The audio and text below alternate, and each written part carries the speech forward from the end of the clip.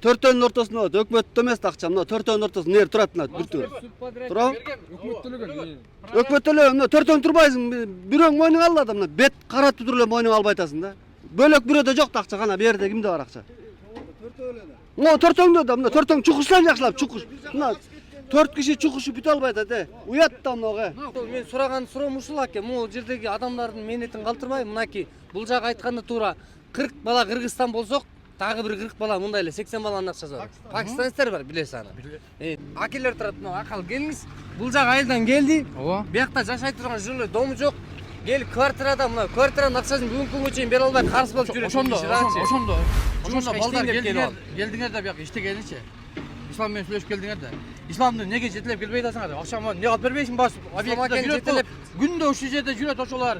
Иште кеткен жок. Биз бул жака Ислам аке менен келдик. 2 жолу келдик мына жерге. 2 жолу келдик. Мына биз келгенде жакалашып ушул жерде мына менин көзүм күбө. Экөө жакалашып кетти.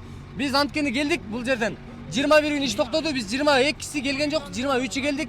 Келип өзгө жеке тийиштүү. Ашык акча берип атам мен. Бизге жеке тийиштүү. Сиз уксаңыз, бизге жеке тийиштүү. Өз үстүнө шектүү инструменттерди алдык, кийим кечектерди алдык, рабочийлерди алдык. Но работниктер келди. Ошондо биз чыктык. Ошондо келгенде эгерде так далил болсо, эмне ушул жерден жакалаштыңар экөөңөр? Ошого жооп бериңизчи. Жакалашып кеттиңер. Укпадык го. Документальный нерсе экен, айга урушпай талашпай эле жаштарга эле көрсөтүү, доказать этип койсоңуздар болмокта. Көрсөткөн азыркыдай эле укпай атат, түшүнбөй атат.